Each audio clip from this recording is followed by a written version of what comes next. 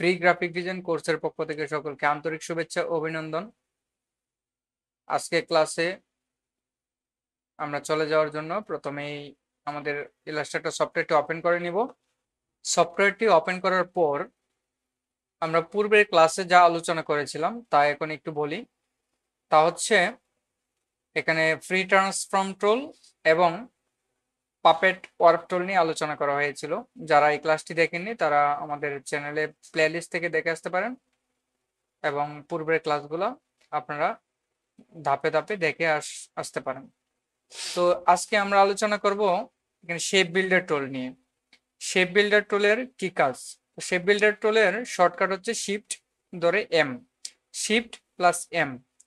Keyboard থেকে shift plus M এ যখন আপনি প্রেস করবেন, চাপবেন, তখন এরকম শেপ বিল্ডার টুলটা চলে আসবে। তো প্রথমেই শেপ বিল্ডার টুলের কি কাজ সেটা আমরা দেখি। তো এই শেপ বিল্ডার টুল দ্বারা আমরা কোনো অবজেক্টকে বা কোনো শেপকে যদি আমরা চাই যে মার্জ করব বা ইউনিটি করে দিব বা সেটাকে প্লাট করে ফেলবো, তার জন্য সেই টুলটা আমরা ব্যবহার করব। তো চলুন প্রথমে আমরা এখান থেকে একটা ইলিপস টুল নিই। ইলিপস টুল নেওয়ার পর এখান থেকে আমরা 1 2 3 4টা আমি ড্রয়িং করার পর এখান থেকে সাইন ম্যাজেন্ডা সাইন দিব, তারপর ম্যাজেন্ডা দিব, তারপর এখান থেকে ইউলো দিব এবং ব্ল্যাক আছে। তো এখানে 4টা কালার রয়েছে। তো 4টা কালারকে আমরা এখন দেখুন এখানে শেপ বিল্ডার টুলটাকে আমি যদি ক্লিক করি, ক্লিক করার পর যদি আমি আমার ইচ্ছা হয় যে আমি এটাকে প্লাট করে দিব, তাহলে শিফট ধরে আমি ড্র্যাগ করলে মাউসটাকে সে প্লাট করে দিবে বা মার্জ করে দিবে। আর যদি অল্টটা ধরি, কিবোর্ড থেকে অল্ট বাটনে ক্লিক করি চেপে রেখে, তারপরে এখানে ক্লিক করি, এখানটায় ক্লিক করি, এখানটায় ক্লিক করি, এরকম সে এখান থেকে ট্রান্সপারেন্সি করে দিবে, আপনার মাইনাস করে দিবে। এই যে দেখুন এখন যেখানেই নেবেন এই জায়গাটা খালি হয়ে গেছে। ঠিক আছে, তো এই হচ্ছে একটি প্রসেস শিপ বিল্ডার টুলের কাজ। তো দ্বিতীয় প্রসেস দেখবো আমরা এখান থেকে আরেকটি ইলিপস টুল নিব, নিয়ে আমি এখানটায় একটা লাইন সেগমেন্ট টুল নিব। লাইন সেগমেন্ট টুল নিয়ে আমি এখান থেকে আমি এখানে স্ট্রোকে ডাবল ক্লিক করে আমি এখানটা একটু কালার দিয়ে দিব। দেওয়ার পর এখান থেকে আমি অ্যালাইন থেকে সেটাকে আমি মার্জিন করে দিয়ে মিডিল মার্জিন করে দিব। দেওয়ার পর এটাকে আমি আরেকটা কপি দিব। কপি দেওয়ার জন্য এখানে রোটেট বাটনে ক্লিক করার পর রোটেট টুলে ক্লিক করে আমরা এটাকে একটা শিফট ধরে এরকম কপি করে দিব। কপি করার পর এখন হচ্ছে এই যে আমাদের শেপ বিল্ডার টুল, শেপ বিল্ডার টুল দিয়ে ধরেন আমি এটাকে মাইনাস করে দিব। ঠিক আছে, এরকম মাইনাস করে দিব। অল্ট বাটনে ক্লিক করে কিবোর্ড থেকে অল্ট এরকম মাইনাস করে দিব। মাইনাস করার পর এগুলা ডিলিট করে দিলাম আমার লাইন সেগমেন্ট টুলগুলা। তো এইখান থেকে আমি যদি এখন চাই এই দুইটাকে আমি আবার এখানে রোটেট টুলে ক্লিক করে আমি এরকম করে মিলিয়ে দিব। মিলানোর পর এখান থেকে আমি স্কেল টুলে ক্লিক করে স্কেল টুলটাকে ডাবল ক্লিক করে এখানটায় আমি করে দিব 80%। আর এখানটায় করে দিব আমি স্কেল টুলে ক্লিক করে দিব আমি 120%। ওকে, তো এইখানটায় আমি আরেকটা কপি দিব।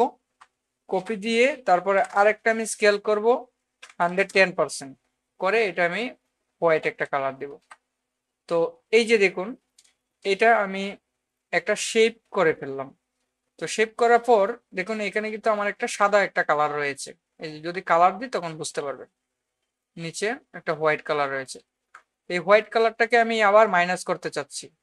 এই অবজেক্ট এবং এই অবজেক্টটাকে আমি মাইনাস করব। তার জন্য আমি শেপ বিল্ডার টুলে ধরে আমি এখান থেকে কি করব, এরকম করে ড্র্যাগ করে অল্ট বাটনে ক্লিক করে কেটে দিব। কেটে দেওয়ার পর দেখুন এরকম সুন্দর একটা শেপ চলে আসছে। তো এখন আমি কি করব, এটাকে 1 2 এরকম ভাবে একটু সরিয়ে দিব। সরিয়ে দেওয়ার পর ডাইরেক্ট সিলেকশন টুল ধরে আমি পুরাটাকে ধরবো, ধরে এখানে যে রাউন্ড যে অ্যাঙ্কর গুলো আছে সেই অ্যাঙ্করটিকে নিয়ে এসে আমি এগুলো প্রত্যেকটাকে আমি একটু রাউন্ড কেপ করে দিব, ব্যাস। ওকে, তো এরকম করে ধরুন আমি এটাকে ছোট করে আর একটু ছোট করে দিই। হ্যাঁ, ছোট করে দিলাম, অথবা এটাকে ডিলিট করে দিলাম, বা এটাকে ডিলিট করে দিলাম। পরে আমি এইখানে একটা শেপ তৈরি করে ফেললাম। তো এই শেপটা এখন এখানে আপনি বিভিন্ন ছবি বসাতে পারেন।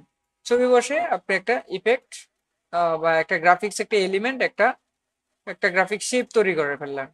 তো এখন দেখাবো আরেকটি কাজ, সেটা হচ্ছে ধরেন আপনি লাইন সেগমেন্ট টুল নিলেন, নেওয়ার পর এখান থেকে বেশ কয়েকটা, আচ্ছা এখান থেকে না, আমি এই যে রেক্টেঙ্গল গার্ড টুলটাকে আমি নিলাম, নিয়ে আমি শিপ ধরে এখান থেকে ড্রয়িং করলাম। ড্রয়িং করার পর এখান থেকে দেখুন আমি শেপ বিল্ডার টুলটাকে ধরে যদি আমি এইভাবে টানি, ঠিক আছে, তাহলে এরকম গ্রুপ হয়ে যাবে। তারপরে এটাকে যদি অল্ট বাটনে ধরি তাহলে মাইনাস হবে, আর শিফট বাটনে ধরলে প্লাস হবে, ঠিক আছে। তো এইভাবে ধরে আমি ধরেন এখান থেকে এটা, এখান থেকে আমি এইভাবে নিলাম, তারপরে এখান থেকে এইভাবে নিলাম, তারপরে এখান থেকে ধরেন এইভাবে নিলাম, এখান থেকে ধরেন এইভাবে নিয়ে এটাকে এইভাবে ধরে নিলাম। তারপরে ধরেন যে আমি এটাকে মাইনাস করে দিলাম, এটাকে মাইনাস করে দিলাম, এরকম করে মাইনাস করে দিলাম। মাইনাস করে এখন ধরেন আমি এটাকে প্লাস করে দিব, আর এইটাকে এদিক দিয়ে প্লাস করে দিব, আর এগুলোকে মাইনাস করে দিব। মাইনাস করতে অল্ট বাটনে ক্লিক করে এটাকেও মাইনাস করে দিলাম, এটাকেও মাইনাস করে দিলাম। তো এইরকম করে আমরা বিভিন্ন লোগোর জন্য আমরা শেডো তৈরি, মানে ইফেক্ট তৈরি করতে পারবো। তার পরবর্তীতে এখান থেকে ধরে যদি আমি রাউন্ড কেপ করে দিই, এই দেখুন সুন্দর একটা আমার ইফেক্ট তৈরি হয়ে গেল, ঠিক আছে। তো এইভাবে বিভিন্ন লোগো তৈরি করতে পারেন। তার পরবর্তীতে যেমন অ্যাপেল এর লোগোটা রয়েছে আমাদের, যদি আমি এখান থেকে দেখাই অ্যাপেল এর লোগোটা, যদিও এখান থেকে আইডিয়া করে দেখাচ্ছি, ঠিক আছে। তো তারপরে এখানটায় নিলাম, তারপরে এখানটায় ছোট করে অল্প আকারে এদিক দিয়ে কাটবো। দেখুন এই সম্পূর্ণটাকে ধরে আমি যদি এখানে ক্লিক করে অল্ট বাটনে ক্লিক করি, অল্ট বাটনে ক্লিক করি, অল্ট বাটনে ক্লিক করি, চলে আসছে। চলে আসার পর আমি এখান থেকে আবারও ইলিপস টুল দুইটাকে নিব, নিয়ে একটা পাতা বানাবো। পাতা বানিয়ে Alt button click, Alt button click, click করে এখান থেকে যদি আমি এটাকে রোটেট বাটনে ক্লিক করে আমি 45% অ্যাঙ্গেল করে দিই, সরি -45% অ্যাঙ্গেল করে দিই, তাহলে এরকম হবে। এই যে দেখুন একটা আমার এফএল এর যে লোগোর শেপটা চলে আসছে। এখন যদি আমি ডাইরেক্ট সিলেকশন টুল ধরি এবং এই সাইড থেকে টুল ধরি, ধরার পর এটাকে আমরা কার্ভ করে দিলাম, এবং এখান থেকে আর এটাকে হাইড করে দিই, হাইড করে দিয়ে এই যে দেখুন আমরা যদি এরকম কার্ভ করে দিই, এটা নিচ্ছে না, এটা অ্যাঙ্করে একটু প্রবলেম হয়েছে। তো এইটাকে আমরা স্মুথ টুলের কাজ শিখেছি এর আগে, তো যারা এর আগে যে ক্লাসগুলো দেখেননি তারা দেখে আসতে পারেন। তো এভাবে ক্লিক করে আপনারা স্মুথ করে নিতে পারেন, একদম স্মুথ করে নিতে পারেন। নেওয়ার পর এই যে দেখুন আমি যদি এখন এটা নিয়ে আসি, ধরেন যে এটা একটা অ্যাপেল এর লোগো হয়েছে।